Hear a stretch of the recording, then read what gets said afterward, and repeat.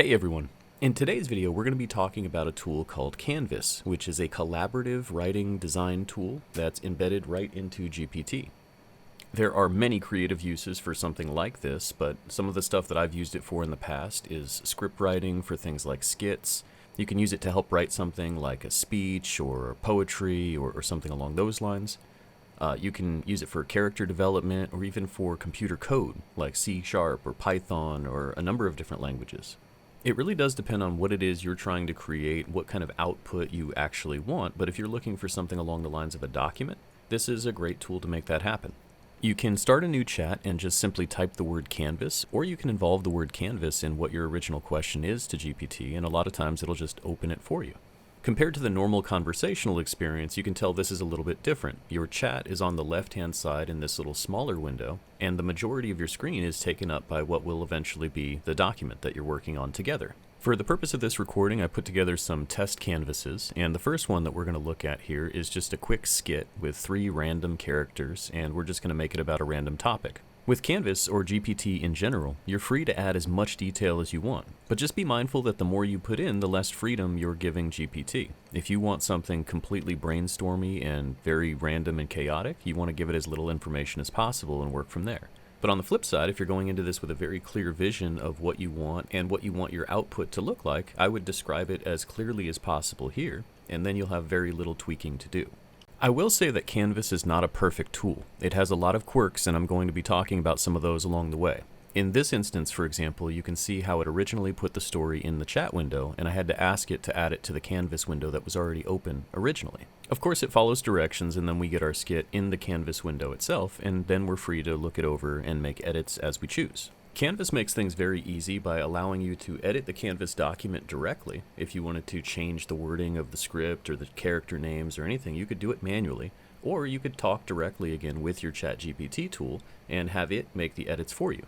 Each time it does, on the left-hand side, you're going to see suggestions for simple clicks that you could make that are going to be contextually relevant changes that you could also make to your document. To an extent, it's going to understand what it's creating and what your intentions are. One of the coolest things I've noticed through my usage of Canvas is that it can take your project in unexpected directions, sometimes making it a lot better, a lot more creative.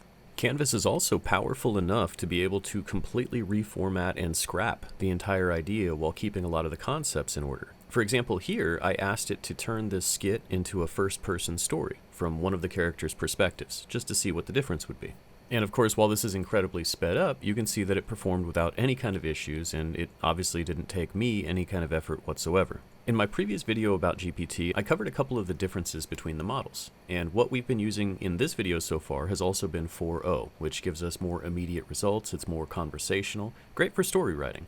Now, if we want to switch gears and do a little bit of coding, we probably want to use models like 0.3 for the advanced reasoning. Whether you're familiar with languages like C#, Python, or a number of other languages that GPT will be familiar with, you can ask it to create code for you.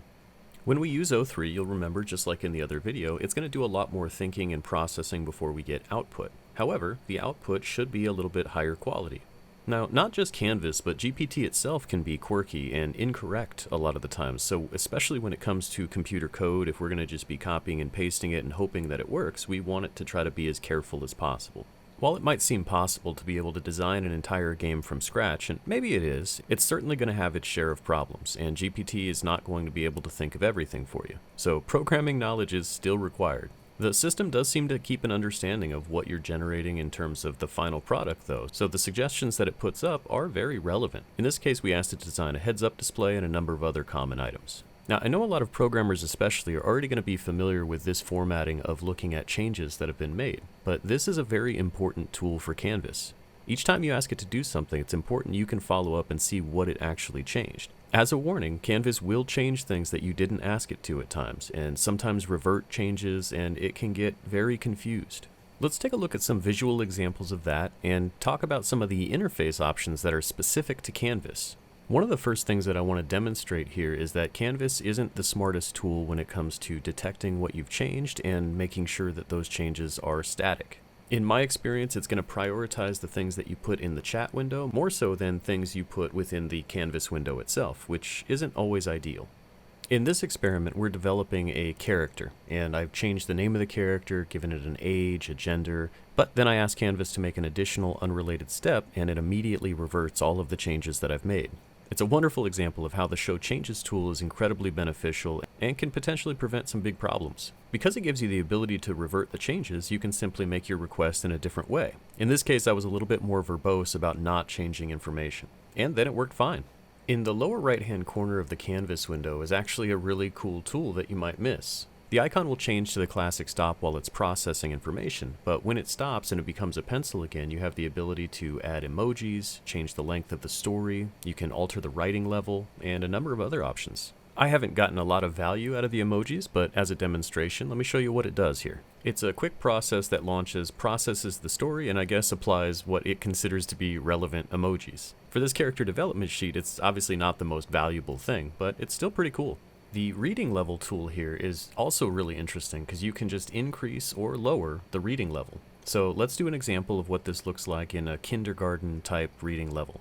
Not only does this dumb everything down to be very understandable, but it almost makes it read like a children's book, which is yet another reason why someone might be able to use Canvas. They could take an existing story and just make it into a kid's story, for example. On the converse side, after reverting the story back to its original format and then trying to kick it up to the graduate level, we end up with vocabulary that's well beyond most people.